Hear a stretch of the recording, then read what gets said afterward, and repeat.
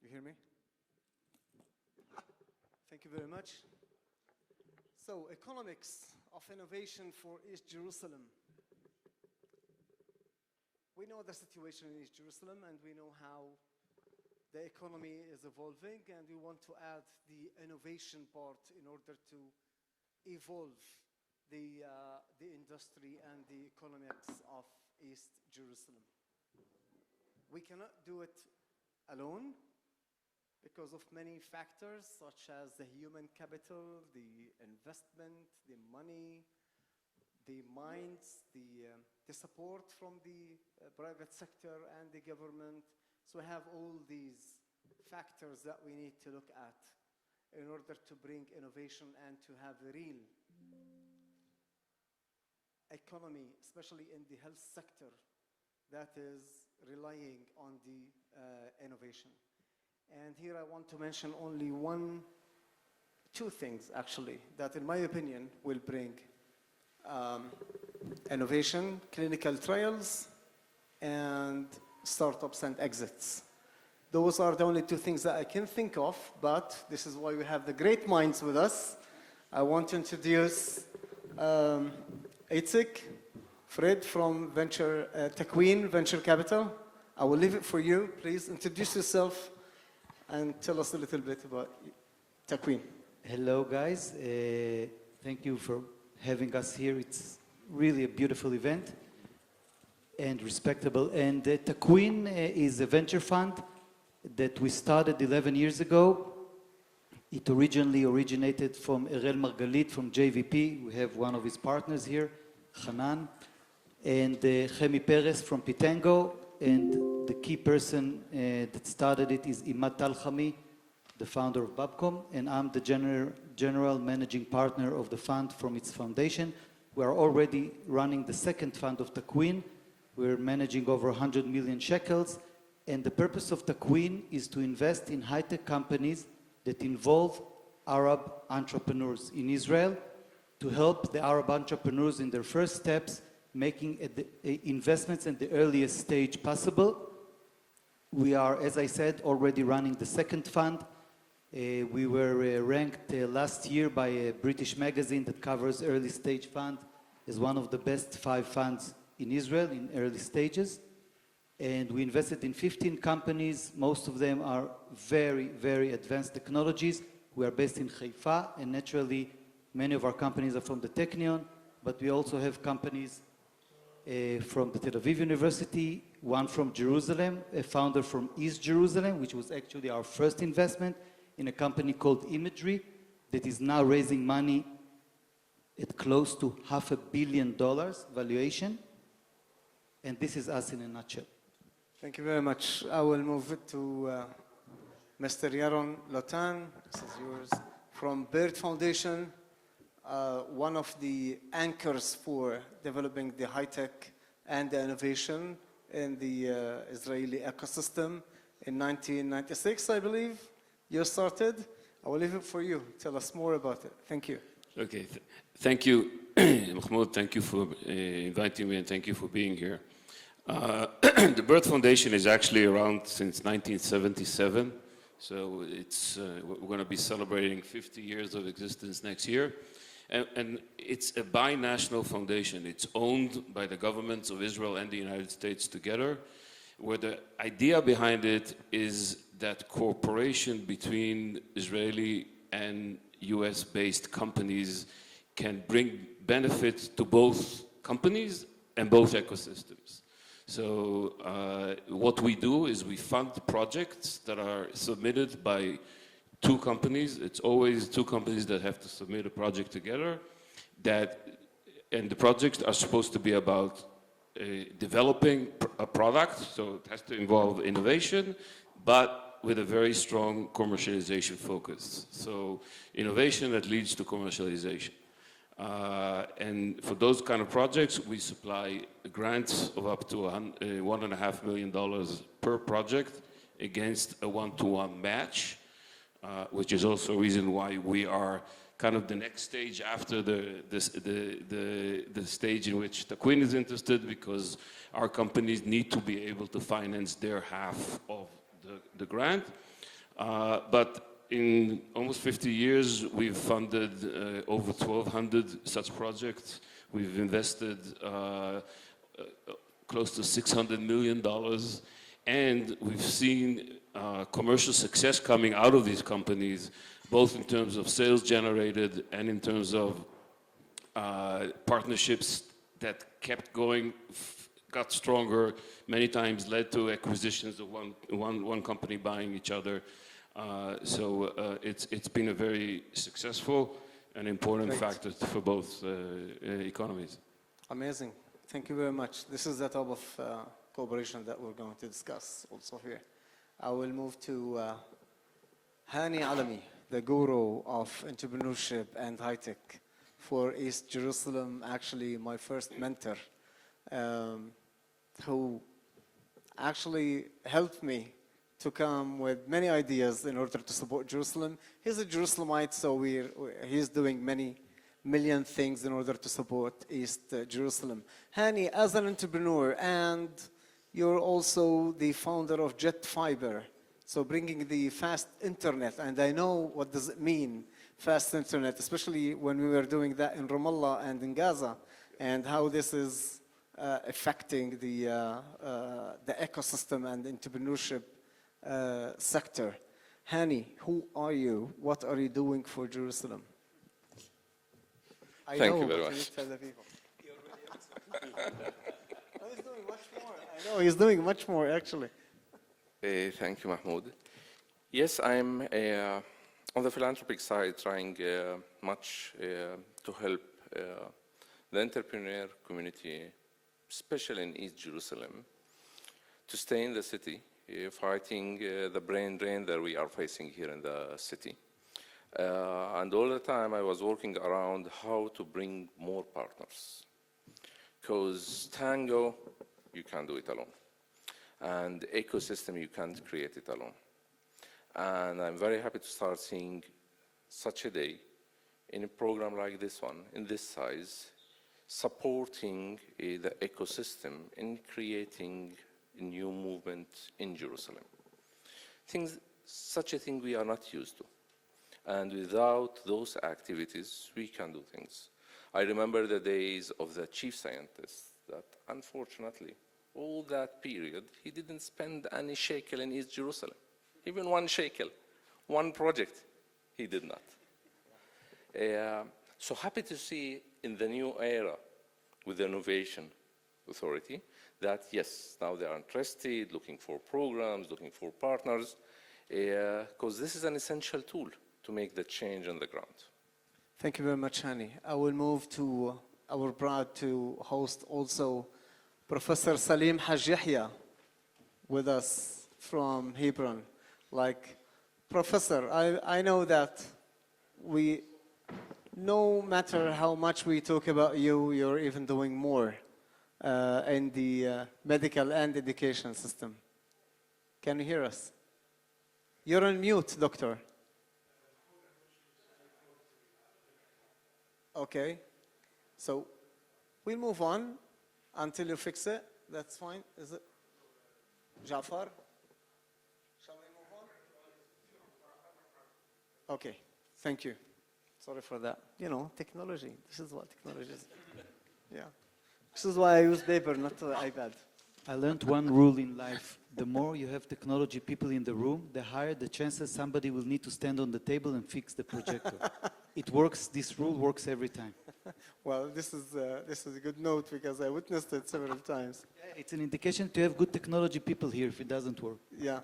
So since you have the mic already, let's talk about venture capital and let's talk about East Jerusalem and the gap of knowledge that investors have about undeserved or underserved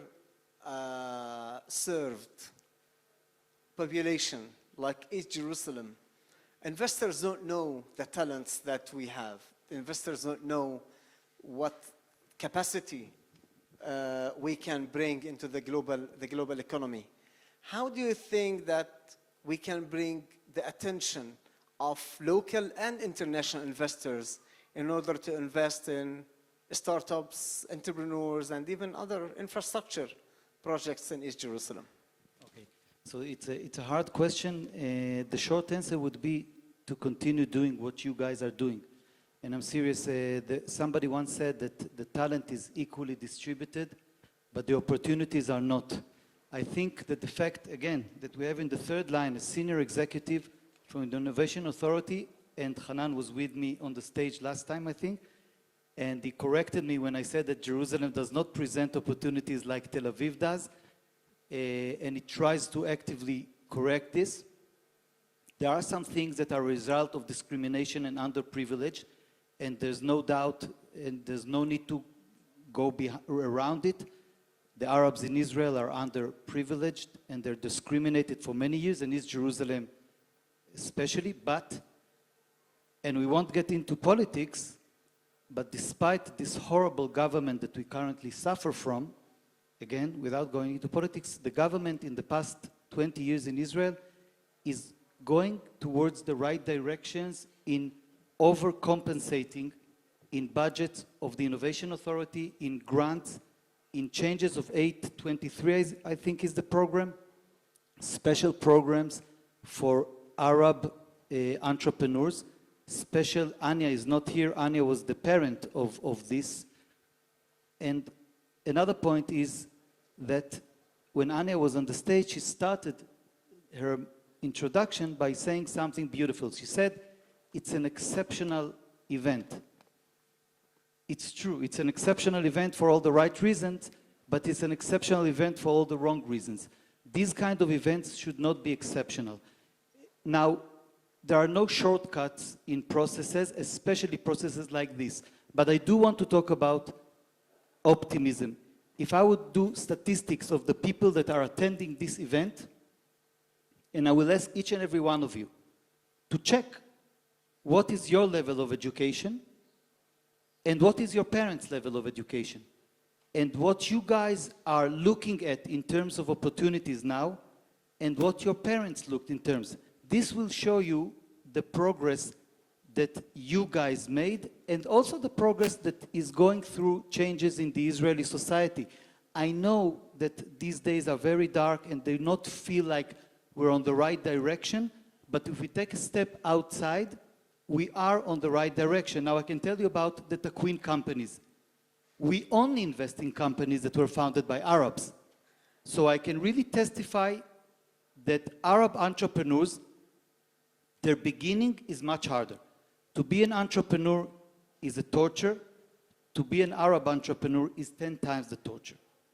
But I will say that when we make the investment, our policy is that we give the first opportunity and the first financing and help build the company, promote it, create the networking that is terribly missing among the Arab entrepreneurs. And this is exactly what Mahmoud is so brilliantly doing.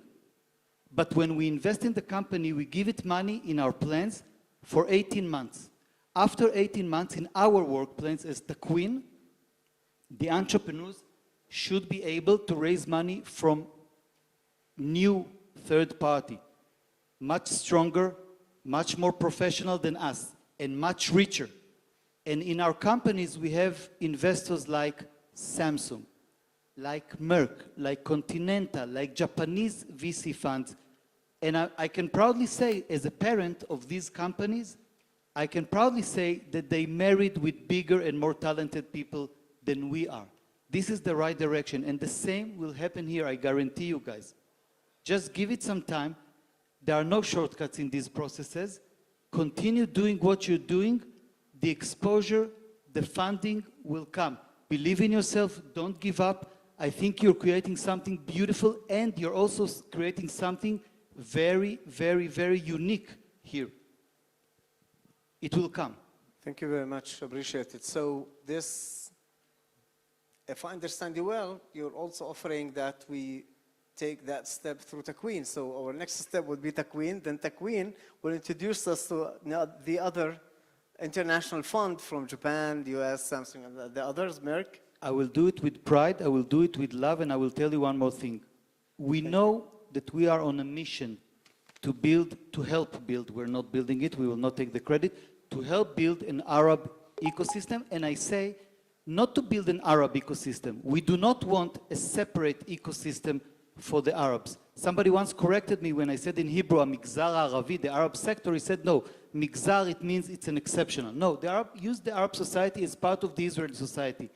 Now, I know that many people are not giving you the right reasons to feel like you're part of the Israeli society, but all of our companies that today employ around 400 or 500 people, all of them are a mixture of Arabs and Jews.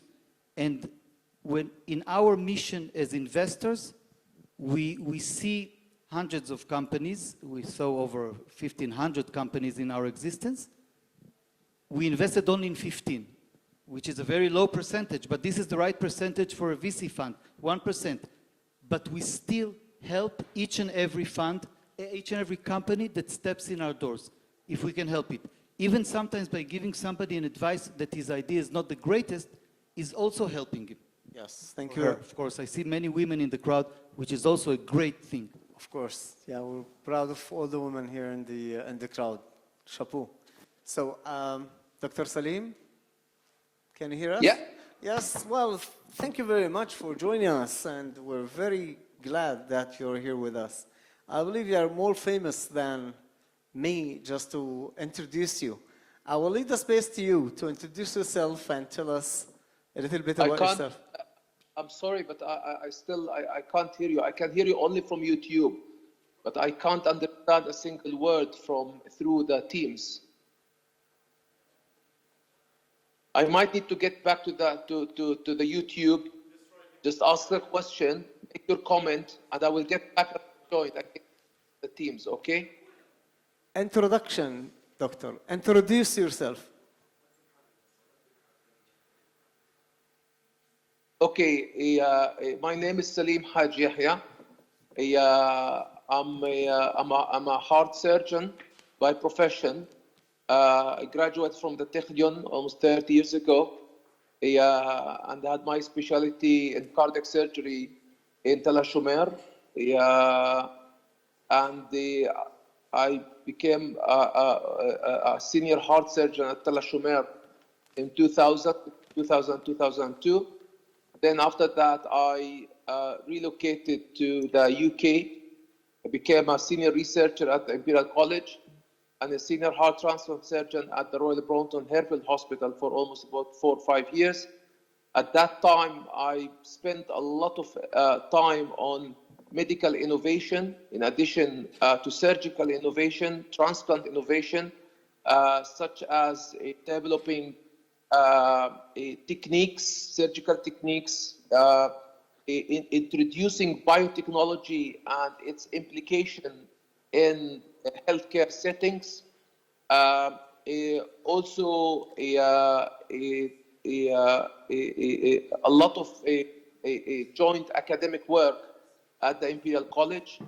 In 2010, I was recruited by the Scottish government to lead the Scottish National Heart Transplant Program.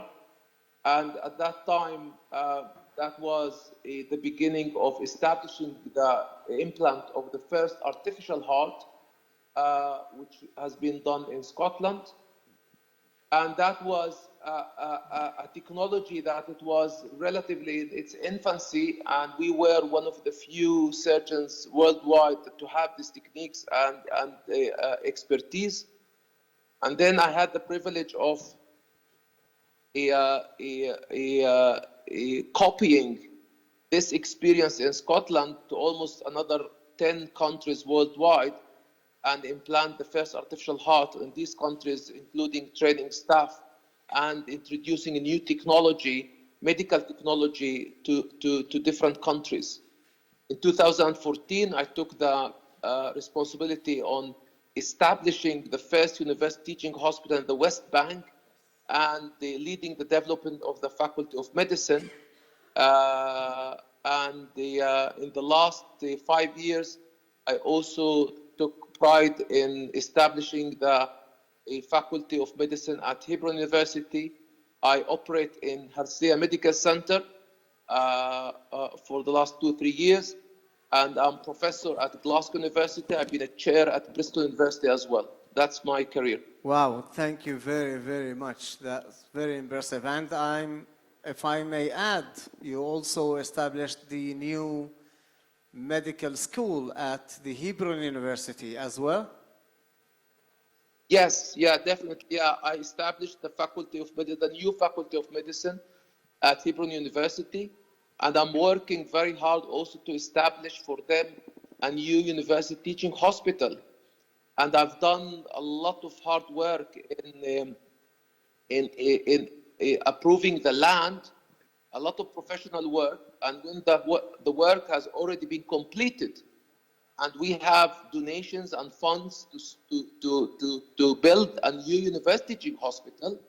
However, for the last 2 years, our a great friend, Mr. Smotrich, has blocked us on a political veto to not using the land, despite that we have all the approvals, including from the army,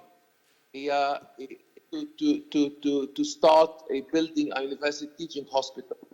Thank you. I also are responsible, or I have initiatives in developing hospitals in Israel, and I have a license now from the Ministry of Health to start a new hospital in the Sharon, in Taipei, in the Triangle.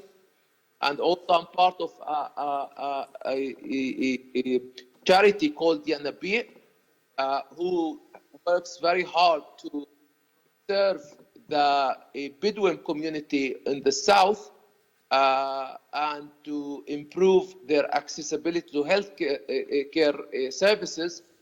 And lucky enough, 2-3 days ago, we received a successful application for Col Corée لخضرين أخشام for operating theaters, and we will start also a new small hospital, day surgery hospital in the south to serve that community.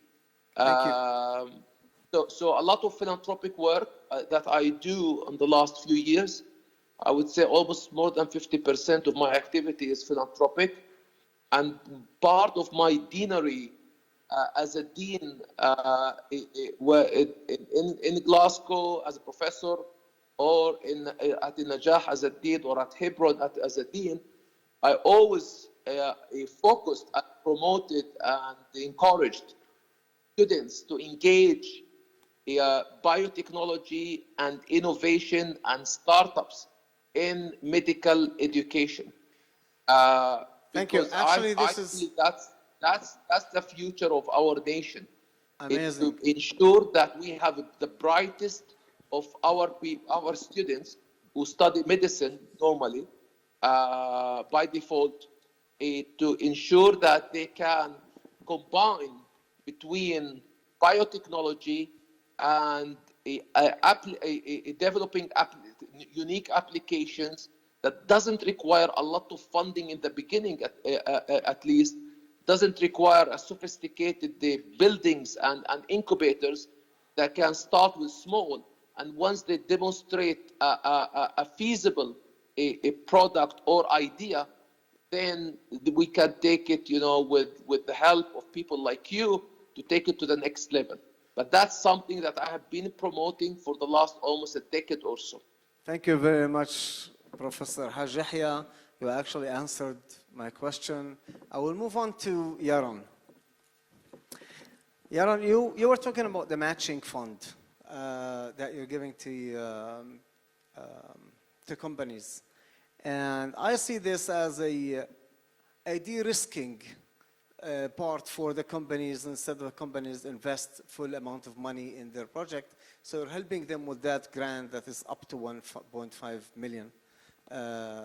I see this as a help for preventing the market failure for the companies.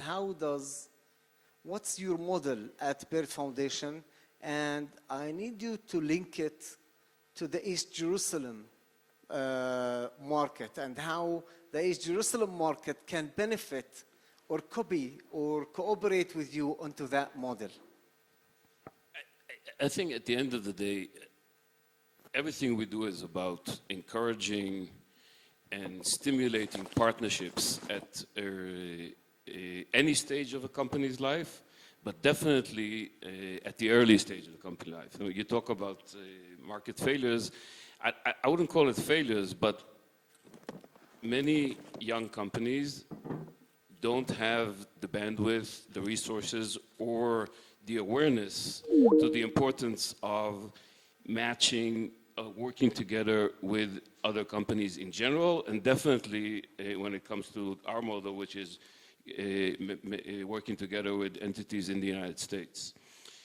Specifically, being here today and seeing the amount of discussion and companies in the medical field, as I think you mentioned also in the beginning of your discussion, clinical trials and trying your product, whether it's official clinical trials or other versions of trying your products, are a very critical step of getting a product to market. One of the nice things about BIRD is that we view clinical trials, we view pilots as part of the R&D process. Therefore, we fund projects that are either official clinical trials between Israeli companies and hospitals and medical institutions in the United States, or other versions of pilots of products with entities that would represent the market in the United States. Those are a very, very important tool for companies that are trying to break into the biggest market from their perspective in the United States, and that need to deal with the regulatory challenges that they face. So to that extent, we have not had yet the honor and privilege to have an application from East Jerusalem. We did fund projects from Arab companies in the north in our history. There's absolutely no reason why this shouldn't change. One of the reasons that it was important for me to be here today is to make sure that companies in East Jerusalem are aware of this and would welcome applications like that, especially myself. You mentioned Jerusalem. I was born in this city, and I grew up in this city, not in the east side, but on the west side for many, many years. Well, thank you very much. Yeah, this is much appreciated. Now that you're here and that you also exposed yourself to the talents in East Jerusalem, the talents from Jerusalem know you and hearing you now, I'm sure that they will be following also the BIRD Foundation applications, and we are here to help as Jinnovate. If you need any help in filling the application or any advices, we are always here to support you. Again, my word is free of charge. We don't charge any money for this. And we have we have a very good detailed website, but we also have a team that not only helps people to apply, but also helps people to find matches in the United States. So my team is split between Israel and the United States, and we work the ecosystems in both countries. And part of what we do is these matchings, is bringing companies together to be able to apply together to a BIRD grant. That's very, very useful, because finding a matching in the U.S. together to partner with East Jerusalem, I believe that building an ecosystem requires partnership, and no one can make things alone. So we work together, we leverage ourselves together, and this is how we can also leverage the community with all the sectors of the community. Hani, talking about the community building, I want to link it to the policies. Because look, without the government, without regulations, I believe it's challenging. It is challenging to work. So what do you think that would be a one policy or two that you would advise in order to advocate for building that community or that ecosystem that could bring more economic growth to East Jerusalem? Based on my experience scanning the market and between what been said here with my colleagues and what Itik said regarding those startups, I think what's Jinnovate today and many others should do the same is filling this gap. there is a piece of that chain that is missing. Who's preparing those ideas and those